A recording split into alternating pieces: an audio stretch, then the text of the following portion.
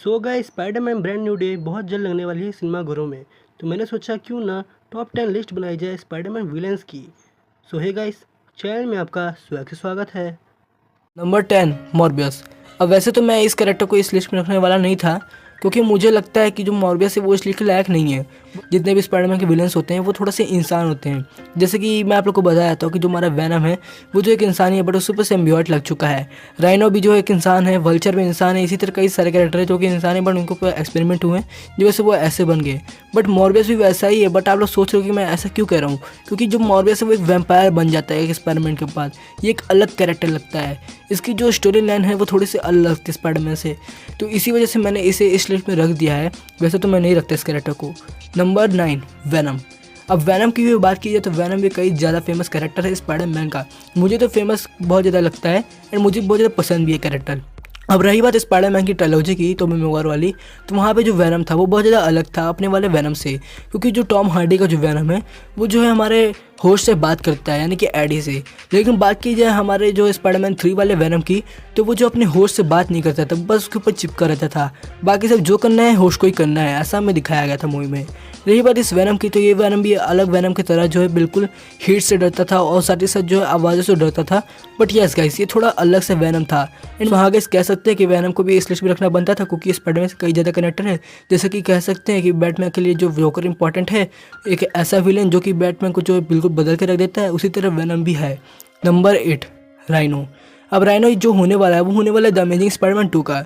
तो the amazing Spiderman 2 में जो ग्वेन स्टेसी की डेथ हो जाती है, तो जो हमारा पीटर पार्कर होता है यानी कि स्पाइडरमैन, वो जो बहुत ज़्यादा उदास हो जाता है। वो सोचता है कि वो अच्छे से अब स्पाइडरमैन बनने की कोशिश नहीं करेगा, मतलब कि वो लड़ना नहीं चाहता था।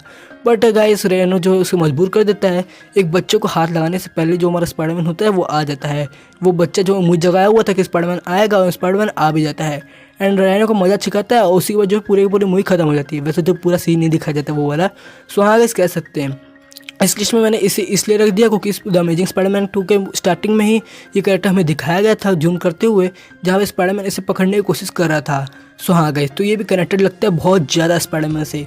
मैंने इसमें जो बेस्ट का मतलब कनेक्टेड इसलिए रख दिया है क्योंकि मेरा कहने का मतलब ये है कि जितने भी कैरेक्टर्स होते हैं वो जो है पावरफुल के हिसाब से बेस्ट नहीं बन सकते, यानी कि जो उनकी स्टोरी लाइन अच्छी होनी चाहिए। मुझे लगता है कि रैनो की स्टोरी लाइन अच्छी है, वैनम की अच्छी है, मॉर्बियस की अच्छी है। Number 7 vulture. अब वल्चर को मैंने इस लिस्ट में रख दिया है। मैंने बहुत ज़्यादा खुशी से रखी है, बहुत ज़्यादा जैसे रखा है, क्योंकि बात की जाए वल्चर के कैरेक्टर की, तो जो वल्चर का कैरेक्टर है वो अपनी फैमिली को जो है पसंद करता है। वो चाहता है कि उसकी फैमिली जिए और उसे फैमिली बहुत ज़्यादा पसंद है। वो एक टीम बना के काम करना चाहता है, इसलिए मुझे ये कैरेक्टर पसंद आया। कॉमिक में कैरेक्टर अलग था, पावरफुल नहीं था, बट यस गाइस किसी भी को भी नहीं छोड़ता था, ये मारने में नहीं रुकता था। लेकिन मूवी में इसे एकदम बदल गया है और इसे पावरफुल दिखाया गया है। मैंने सोचा था कि इतना वीक विलन दिखाया जाएगा मैं होम कमिंग में, बट नहीं गाइस, ये वीक नहीं था। होम कमिंग के हिसाब से जो स्पाइडरमैन था वो भी वीक ही था देखा जाए तो। उस हिसाब से ये विलन अच्छा था एंड विलन की सोच भी बहुत ज़्यादा अलग थी, इसी वजह से मैंने इसे नंबर 7 पे रखा है। Number 6 lizard. तो गाइस आप लोग तो जानते हो कि पीटर पार्कर की ज़िंदगी में कितनी ज़्यादा परेशानियाँ हैं। उसके रिलेशनशिप्स वाले जो एक विलन मिल जाते हैं, उसी तरह स्पाइडरमैन के रिलेशनशिप्स वाले जो विलन हैं उनमें से लिज़ार्ड भी आता है। लिज़ार्ड की बात की जाए तो वो जो होता है वो होता है शायद कर्ट कॉनर्स।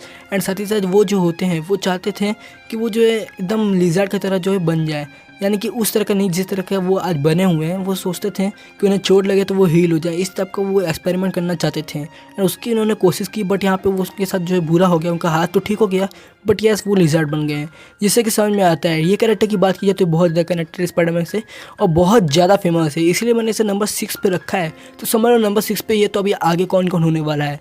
लिज़ार्ड मुझे बहुत ज़्यादा पसंद है ये कैरेक्टर। जहाँ पे बात की जाए कॉमिक की, तो ये हमें बार बार दिखता रहता है। सिनिस्टर 6 में भी हमें ज़्यादा पार्ट दिखाया जाता है इसका। Number 5 Sandman.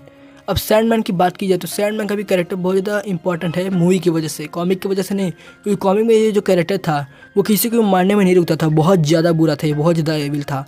इसी वजह से जो कॉमिक में था वो बहुत ज़्यादा फेमस था। लेकिन बात की जाए मूवी में, तो मूवी में कैरेक्टर को बदला गया है। मूवी में ये दिखाता है कि अपनी फैमिली की वजह से जो है ये सब कर रहा है, वो जो मजबूर है इन कामों को करने के लिए, वो ऐसा है नहीं। इसीलिए शायद जो हमारे स्पाइडरमैन से फाइट होने वाली होती है इसकी, तो ये स्पाइडरमैन से कहता है भी मैं तुम्हें मारना नहीं चाहता।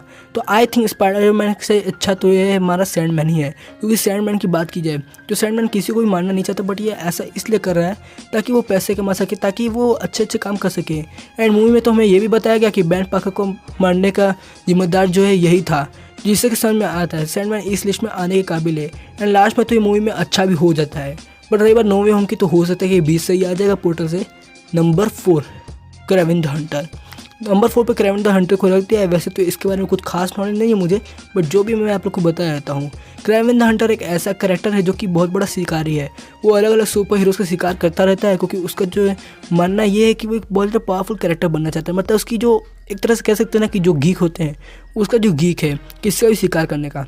क्रेवन द हंटर जो है वो बिल्कुल पागल टाइप का कैरेक्टर है, बहुत ही ज़्यादा पावरफुल भी है, लेकिन उसके पास अलग अलग तरह के गैजेट्स हैं जिससे उसने जो स्पाइडरमैन को कई बार कॉमिक में मजा सिखाया है। इसी वजह से मैंने इस कैरेक्टर को रख दिया, मुझे कैरेक्टर पसंद आया। एक बार तो एनिमेटेड मूवी में ही जो हमें दिखाया गया था कि वो कितने सारे स्पाइडरमैन से फाइट करता है अकेले, इसीलिए मैंने इस कैरेक्टर को रख दिया है। तो नंबर 3 पे पहुँच जाते हैं। नंबर 3 पे आता है अपना गॉब्लिन। अब गॉब्लिन को तो आप लोग जानते ही हो, जो हमारे स्पाइडरमैन को रेडियो एक्टिव स्पाइडर ने काटा था वो जो ग्रीन गॉब्लिन के ही कंपनी का था, यानी कि नॉर्मन ऑसबॉर्न की कंपनी का। तो हम लोग जानते हैं कि हैरी ऑसबॉर्न और पीटर पार्कर कितने ज़्यादा अच्छे दोस्त हैं, लेकिन हैरी ऑसबॉर्न का जो डैड है वो जो है दुश्मनी कर लेता है हमारे स्पाइडरमैन से, क्योंकि वो एक गॉब्लिन है। उसकी जो कंपनी होती है वो उसे निकाल लेती है, इसी वजह से वो परेशानी में आ जाता है। जी हाँ दोस्तों, यहाँ पर नॉर्मन ऑसबॉर्न की बात हो रही है, हैरी ऑसबॉर्न वाले गॉब्लिन के नहीं, जो कि हमें स्पाइडरमैन 2 में दिखाया गया था, या फिर कह सकते हो कि जो हमारे ग्रीन गॉब्लिन यानी नॉर्मन ऑसबॉर्न का बेटा है। तो नंबर 2 पे भी पहुँच जाते हैं। तो नंबर 2 पे जो कैरेक्टर आता है वो भी बहुत ज़्यादा अलग कैरेक्टर है, मुझे बहुत ज़्यादा पसंद है। तो नंबर 2 पे आता है अपना इलेक्ट्रो साहब। अब इलेक्ट्रो की बात की जाए तो ये जो कैरेक्टर होता है ये भी अच्छा होता है। इसका नाम मैक्स होता है मूवी में, अमेजिंग स्पाइडरमैन 2 में, जहाँ पे हमें बताया जाता है कि ये ब्लूप्रिंट्स वाला बंदा होता है जिससे स्पाइडरमैन बचा लेता है। एंड इसका ये जो बहुत बड़ा फ़ैन हो जाता है, जिसके बाद ये घर में बहुत सारे टॉय रखता है, न जाने क्या क्या रखता है। एंड इसकी बर्थडे भी होती है, बट मजबूरन इसे विलन बनना पड़ता है, क्योंकि ये जो एक काम करता है इलेक्ट्रिसिटी में, उसके चक्कर में ये विलन की पावर पा जाता है एंड लोग इससे हेट करने लगते हैं। बट ये ऐसा नहीं चाहता था, उसने तो बताया भी स्पाइडरमैन को कि वो उसकी मदद चाहता है एंड स्पाइडरमैन राजी भी हुआ था। बट पुलिस की बेवकूफ़ी के चक्कर में ये जो एक बहुत ज़्यादा बुरा विलन बन गया। ये कैरेक्टर मुझे बहुत ज़्यादा पसंद है। अमेजिंग स्पाइडरमैन 2 में लोगों को ये पसंद भी आया, क्योंकि इसके पास जो है कुछ ऐसी पावर्स हैं जो कि किसी कैरेक्टर के पास ज़्यादा नहीं होती हैं।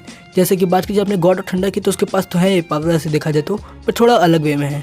इलेक्ट्रो की बात की जाए तो वो जो बिल्कुल ज़्यादा इलेक्ट्रिसिटी पा सकता है, पूरे शहर की इलेक्ट्रिसिटी पा सकता है, वो इलेक्ट्रिसिटी प्रोड्यूस करता है एंड किसी को भी उसी इलेक्ट्रिसिटी से हरा सकता है। Number 1 Mysterio.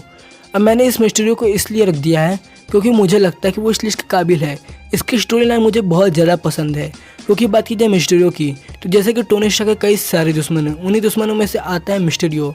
मिस्टीरियो की बात की जाए तो मिस्टीरियो इसलिए उसका दुश्मन बन जाता है क्योंकि जो हमारा टोनी स्टार्क होता है वो उसकी टेक्नोलॉजी को बाप टेक्नोलॉजी बताता है, उसकी टेक्नोलॉजी रख लेता है अपने पास, इसी वजह से वो उसका दुश्मन बन जाता है, ऐसा मिस्टीरियो का कहना है, जिससे कि समझ में आता है। और मैंने इसे इसीलिए इस लिस्ट में रख दिया है। वैसे तो वो पीटर पार्कर को नहीं मानना चाहता था, बट पीटर पार्कर को उसका ड्रोन मिल गया, जिस वजह से उसका पीछा करना वो शुरू कर दिया है। एंड इसके पास जितने भी पावर है वो असली नहीं है, यानी कि वो जो है एक तरह का कह सकते हैं कि प्रोजेक्टर से निकल रहे हैं, एक ड्रोन से निकल रहे हैं, जिससे कि समझ में आता है। सो गाइस, आप लोग को वीडियो कैसी लगी? अगर अच्छी लगी हो तो लाइक जरूर कर देना, चैनल पे नए हो तो सब्सक्राइब भी कर देना। तब तक के लिए thank you. Have a nice day.